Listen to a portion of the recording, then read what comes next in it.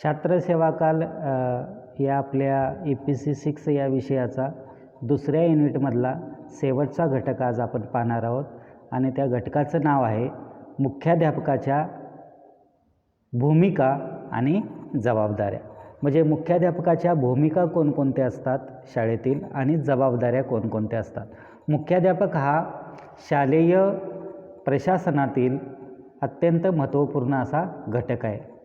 सूर्यमालेचे जसे महत्त्वाचे स्थान आहे त्याप्रमाणे शाळेत मुख्याध्यापकाचं महत्त्वाचं स्थान आहे. नेतृत्व गुणांची नैसर्गिकता जशी हवी असते मुख्याध्यापकाला, त्याच पद्धतीनं त्याचे अधिकार आणि स्वायत्तता यांची जोडही त्याला हवी असते. कारण मुख्याध्यापक हा शासन व संस्था तसेच पालक व विद्यार्थी यांच्यातील महत्त्वाचा दुवा असतो आणि म्हणून शाळेचा प्रमुख या नात्याने मुख्याध्यापकांना अनेक कर्तव्ये पार पाडावी लागतात आणि ही कर्तव्ये म्हणजेच त्याच्या काय असतात, भूमिका असतात. कारण त्याला वेगवेगळ्या कर्तव्यांच्या माध्यमातून त्याला वेगवेगळ्या भूमिका पार पाडाव्या लागतात. मग अशी कोणकोणती कर्तव्ये आहेत किंवा भूमिका आहेत, त्याच्यातली पहिली भूमिका आहे की अध्यापनासंबंधीची त्याची भूमिका किंवा कर्तव्ये.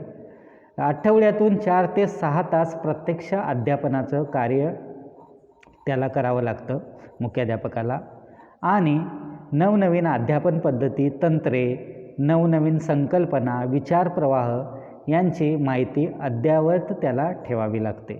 आपल्या विषयावर त्याला प्रभुत्व ठेवावं लागतं आणि अध्यापनाचा आदर्श सर्वांसमोर ठेवावा लागतो. म्हणून अध्यापनासंबंधीचं त्याचं पहिलं कर्तव्य आहे की त्यानं अद्ययावत राहिलं पाहिजेत आणि नवनवीन संकल्पना, नवनवीन विचारप्रवाह यांची माहिती करून घेतली पाहिजे.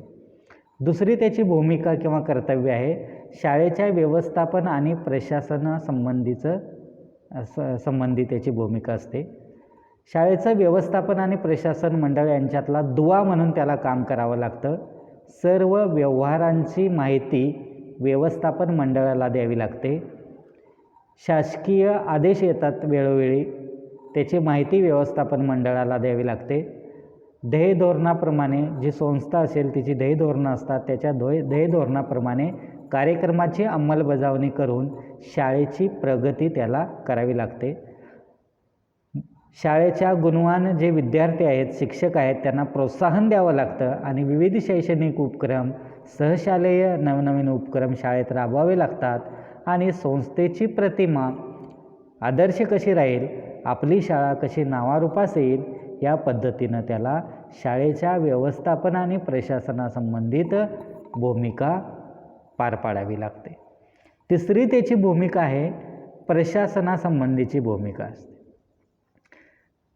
शिक्षक व शिक्षकेतर कर्मचाऱ्यांच्या कामाची त्याला विभागणी करावी लागते. कारण शाळेच्या प्रशासनाचा तो कोण असतो, मुख्य घटक असतो आणि म्हणून प्रशासन करत असतेवेळी शिक्षक आणि शिक्षकेतर कर्मचारी यांच्या कामाची विभागणी करणे, सर्व रजिस्टरमधील नोंदी रीतसर ठेवणे, खेळ क्रीडा साहित्य, अभ्यासपूरक कार्यक्रम यांचं नियोजन करणे, सेवकांचे लॉगबुक असेल किंवा त्यांची सेवापुस्तिका असेल ह्या अद्ययावत ठेवणे, शिक्षकांच्या अध्यापनाचं निरीक्षण करणे, पाठांचं निरीक्षण करणे, त्याच्यानंतर गोपनीय अहवाल कर्मचाऱ्यांचे त्याच्या नोंदी व्यवस्थित ठेवणे, वेगवेगळी कागदपत्रं असतात ती कागदपत्रं व्यवस्थित ठेवणे, अद्ययावत ठेवणे यासंबंधी प्रशासनासंबंधीची भूमिका त्याला पार पाडावी लागते.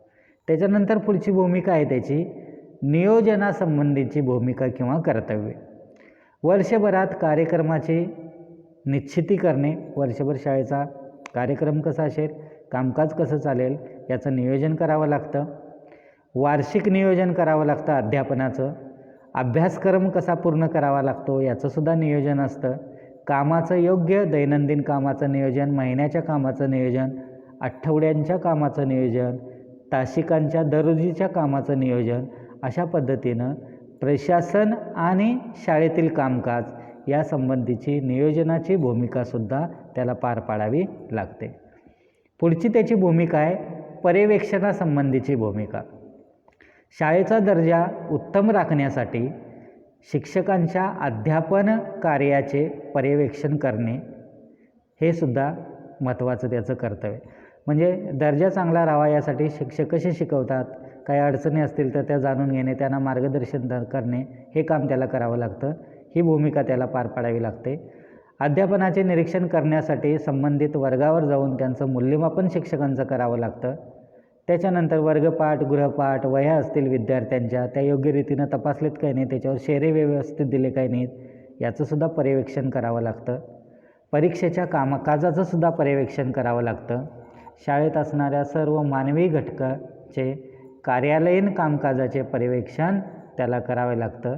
आणि अभ्यासानुवृत्ती जे उपक्रम आहेत ते कशा पद्धतीनं राबवले जातात काही नाही हे सुद्धा पाहावं लागतं. म्हणजे पर्यवेक्षणाच्या संबंधीची सुद्धा भूमिका त्याला पार पाडावी लागते. त्याच्यानंतर आर्थिक व्यवहारासंबंधीची सुद्धा त्याला काही भूमिका पार पाडावी लागतात किंवा कर्तव्य पार पाडावी लागतात.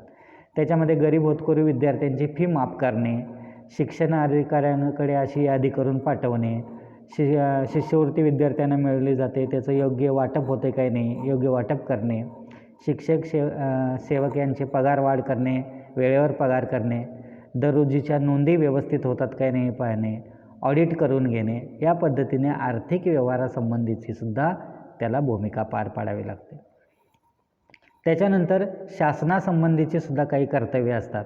परिपत्रके येतात वेगवेगळ्या शासनाच्या सभांना हजर राहावं लागतं, वेगवेगळे उपक्रम राबवावे लागतात, आदेशाप्रमाणे शालेय दप्तर अद्ययावत ठेवावं लागतं.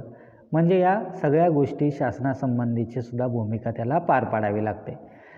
पुढची आहे शिक्षक आणि शिक्षकेतर कर्मचाऱ्यांसंबंधित सुद्धा त्याला भूमिका पार पाडावी लागते. म्हणजे शिक्षकाची गुणवत्ता वाढवण्यासाठी प्रयत्न करणे, त्यांना वेगवेगळ्या व्यावसायिक क्षमता वाढवण्यासाठी प्रोत्साहन करणे, उद्बोधन वर्ग असतील, प्रशिक्षण वर्ग असतील, कृतीसत्र असतील त्यांना पाठवणे, शिक्षकांना शैक्षणिक साहित्य वेळोवेळी पुरवणे, अभ्यासक्रमातील नवनवीन बदल आलेले असतील ते शिक्षकांना लेखी स्वरूपात कळवणे आणि व्यवस्थितरित्या काम करून घेणे. म्हणजे शिक्षकेतर आणि शिक्षकेतर कर्मचाऱ्यांच्याकडून योग्य रीतीनं काम करणे हे सुद्धा त्याला करून घेणे ही सुद्धा त्याला भूमिका पार पाडावी लागते.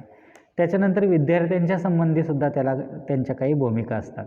म्हणजे परीक्षाचे निकाल असतील किंवा शाळा सोडल्याचे प्रमाणपत्र व्यवस्थित देणे, विद्यार्थ्यांच्या मानसिक शारीरिक आरोग्य चांगलं राहण्यासाठी प्रयत्नशील राहणे, दत्तक पालक योजना असते शाळेत ती योग्य रीतीने राबवणे, विद्यार्थ्यांच्या सुप्त गुणांना वाव देण्यासाठी सहशालेय कार्यक्रम, त्याच्यानंतर स्नेहसंमेलन आयोजित करणे, सर्व धर्मसंभावाचे वातावरण शाळेत तयार करणे आणि सामाजिक बांधिलकी कशी निर्माण होईल विद्यार्थ्यांच्यामध्ये हे पाहणे ही सुद्धा भूमिका मुख्याध्यापकाची असते. तशीच पालकासंबंधींची सुद्धा काही भूमिका असते. याच्यामध्ये विविध समारंभाला पालकांना शाळेत बोलावणे, आपुलकीची वागणूक देणे, प्रबोधनासाठी पालकांच्या कार्यक्रम घेणे ही त्याला पूर्णपणे भूमिका वठवावी लागते. अशा रीतीनं मुख्याध्यापकाच्या विद्यार्थ्यांच्या विषयी, समाजाच्या विषयी, पालकांच्या विषयी, शासनाच्या विषयी, त्याच्यानंतर व्यवस्थापनाच्या विषयी, आर्थिक व्यवहाराच्या विषयी, प्रशासनाच्या विषयी अशा वेगवेगळ्या भूमिका त्याला पार पाडाव्या लागतात. ज्या पद्धतीनं मुख्याध्यापक शाळेमध्ये या भूमिका पार पाडत असतो त्याच पद्धतीनं त्याच्यावर काही जबाबदाऱ्यासुद्धा असतात. म्हणून मग मुख्याध्यापकाच्या काही जबाबदाऱ्या पाहू आपण. मुख्याध्यापकाच्या प्रामुख्याने 2 प्रकारच्या जबाबदाऱ्या असतात. पहिली म्हणजे शालेय जबाबदारी आणि दुसरी म्हणजे शाळा बाह्य जबाबदारी. मग शालेय जबाबदारीमध्ये त्याला शाळेची प्रगती असेल, भौतिक सोयीसुविधा असतील किंवा कार्यालयीन दप्तर असेल या सगळ्या गोष्टींचं त्याला नियोजन करावं लागतं. म्हणून पहिली जी त्याची जबाबदारी आहे ती शाळेची प्रगती कशी साधेल हे लक्षात घेऊन काम करणे. आणि म्हणून मुख्याध्यापक हा शाळेचा प्रमुख घटक असतो. शाळेला नावलौकिक प्राप्त करून देण्याची जबाबदारी मुख्याध्यापकाची असते. म्हणून शासनाकडून मिळणारे अनुदान असेल, विद्यार्थ्यांची शालेय फी असेल, पगार असेल किंवा अभ्यासपूरक शैक्षणिक उपक्रम असतील, साहित्य खरेदीची गोष्ट असेल यांचा समतोल राखण्याची जबाबदारी ही मुख्याध्यापकाची असते. आणि कारण त्याच्यावरच शाळेची प्रगती अवलंबून असते. दुसरी आहे भौतिक सोयी. शाळेमध्ये बांधकाम असतं, वर्गखोल्या, ग्रंथालय, प्रयोगशाळा, मुख्याध्यापकाचा कक्ष यांची निगा राखणे, दुरुस्ती करणे, त्याच्यासाठी आवश्यक असणारं शैक्षणिक साधनं खरेदी करणे, ही सुद्धा जबाबदारी भौतिक साधनसुविधेची मुख्याध्यापकाला पार पाडावी लागते. त्याच्यानंतर कार्यालयीन दप्तर योग्य रीतीनं ठेवण्याची जबाबदारीसुद्धा पार पाडावी लागते. शाळेतील शालेय दप्तर अद्ययावत ठेवणे ही मुख्याध्यापकाची जबाबदारी असते. शाळेमध्ये वेगवेगळी पुस्तकं असतात, त्यांची नोंद ठेवणे, त्यांची रचना व्यवस्थित ठेवणे, पुस्तकांचा संग्रह करणे, दैनंदिन कामकाजाची रूपरेखा, लेखी स्वरूपात व्यवहारांची नोंदपत्रके, ही सगळ्या गोष्टी कार्यालयातील कर्मचारी करीत असतात, पण तरीसुद्धा त्यांच्यावर नजर ठेवण्याचं काम ही जबाबदारी मुख्याध्यापकाची असते. म्हणजे कार्यालयीन दप्तर योग्य रीतीने ठेवणे ही सुद्धा जबाबदारी आहे. क्षमतेनुसार कामाची विभागणीसुद्धा त्याला करावी लागते. म्हणजे शाळेतील शिक्षक आणि शिक्षकेतर कर्मचारी यांचं सहकार्य घेऊन मुख्याध्यापक काम करत असतो आणि म्हणून कर्मचाऱ्यांच्यामध्ये कामाचं योग्य रीतीनं वाटप होईल, समतोलपणा राहील, कुवतीनुसार आवडीनुसार त्यांना काम मिळेल, याची सुद्धा जबाबदारी मुख्याध्यापकावर असते. त्याच्यानंतर सौहार्दपूर्ण वातावरण निर्मिती शाळेत व्हावी ही जबाबदारी मुख्याध्यापकाची असते. कारण शाळेमध्ये विद्यार्थी, शिक्षक, शिक्षकेतर कर्मचारी, पालक, समाज, संस्थेचे विविध पदाधिकारी, शासन हे सगळे मानवी घटक असतात. या घटकामध्ये जर चांगली आंतरक्रिया राहिली तर सौहार्दपूर्ण वातावरण निर्माण होतं आणि हे वातावरण निर्माण करण्याची जबाबदारी कोणाची असते? मुख्याध्यापकाची असते. त्याच्यानंतर शालेय कार्यक्रमाचं आयोजन करावं लागतं त्याला. विद्यार्थ्यांच्या सुप्त गुणांना वाव देण्यासाठी निबंधलेखन स्पर्धा, वक्तृत्व स्पर्धा, वादविवाद स्पर्धा, सुंदर हस्ताक्षर स्पर्धा, शैक्षणिक सहली, चर्चासत्रे हे सर्व आयोजन करणे, शिक्षकांच्याकडून ते सर्व कामकाज करून घेणे हे मुख्याध्यापकाला यशस्वी रीतीनं पूर्ण करावं लागतं आणि ही जबाबदारी मुख्याध्यापकाची असते. म्हणून शालेय कार्यक्रमाचं आयोजनसुद्धा करून घेणं इतरांच्याकडून, शिक्षकांच्याकडून ही जबाबदारी त्याला पार पाडावी लागते. ह्या झाल्या शाळेतल्या जबाबदाऱ्या. मग आता शाळाबाह्य जबाबदाऱ्या कोणत्या असतात? तर शासनाशी संबंधित जबाबदाऱ्या असतात अनेक. शासनाकडून मिळणारं अनुदान असतं, त्याचा योग्य वापर करणे, जमा खर्चाच्या नोंदी ठेवणे, विद्यार्थ्यांना शिष्यवृत्ती देणे, शालेय तपासणी करून घेणे, शिक्षणाधिकाऱ्यांना भेटवस्तू देणे ही मुख्याध्यापकाची जबाबदारी असते. शासनाकडून येणारी वेगवेगळी जी परिपत्रके असतील त्यांना वेळोवेळी उत्तर देणे ही जबाबदारी प्रामुख्याने मुख्याध्यापकाची असते. म्हणून शासनाशी संबंधित जबाबदारी ही सुद्धा एक महत्त्वाची जबाबदारी, शाळाबाह्य जबाबदारी म्हणून मुख्याध्यापकाची असते. त्याच्यानंतर महाराष्ट्र राज्य माध्यमिक आणि उच्च माध्यमिक शिक्षण मंडळ आहे, जे परीक्षा घेतं आपली 10वीची 12वीची, तर मुख्याध्यापकाला आपल्या कार्यालयातून अनेक खात्यांशी पत्रव्यवहार करावा लागतो. मंडळाने निश्चित केलेल्या अभ्यासक्रमानुसार विद्यार्थ्यांची तयारी करून घ्यावी लागते. शिक्षकांना मार्गदर्शन करणे, विद्यार्थ्यांना परीक्षेस बसवणे, त्यांचे व्यवस्थित फॉर्म भरून घेणे, परीक्षेच्या वेगवेगळ्या सूचना असतात त्या देणे, ही माहिती पुरवणे, या सर्व जबाबदाऱ्या मुख्याध्यापकाला पार पाडाव्या लागतात. त्याच्यानंतर व्यवस्थापन मंडळाशी संबंधित काही जबाबदारी असतात. संस्थेच्या व्यवस्थापन मंडळाचा सल्ला व नियंत्रण मान्य करून शासनाकडून आलेले नियम, धोरणे विद्यार्थ्यांच्या विकासासाठी पोषक कशी ठरतील हे गृहीत धरून प्रशासन करण्याची जबाबदारी कुणाची असते? मुख्याध्यापकाची असते. आणि त्याच्यामध्ये शाळा आणि व्यवस्थापन मंडळ यांच्यातला तो काय असतो? दुवा असतो. म्हणून व्यवस्थापन मंडळांशी संबंधित जबाबदाऱ्यासुद्धा त्याला पार पाडाव्या लागतात. आणि शेवटची जबाबदारी आहे शाळाबाह्य, ती म्हणजे शिक्षण विभागाशी संबंधित जबाबदाऱ्या. शिक्षण खाते माध्यमिक शिक्षण ज्या वेळी 2-2, 3-3 प्रतीत माहिती मागवतं किंवा वेगवेगळे अहवाल मागवतं, वेगवेगळी विद्यार्थ्यांची माहिती मागवते, त्यावेळेला ती नियोजित वेळी पाठवण्याची जबाबदारी मुख्याध्यापकाची असते. आणि म्हणून शिक्षण विभागामार्फत राबवण्यात येणाऱ्या नवनवीन योजनांची माहिती मिळवणे ही सुद्धा जबाबदारी मुख्याध्यापकाची असते. आणि म्हणून ह्या प्रमुख जबाबदाऱ्या त्याला पार पाडाव्या लागतात.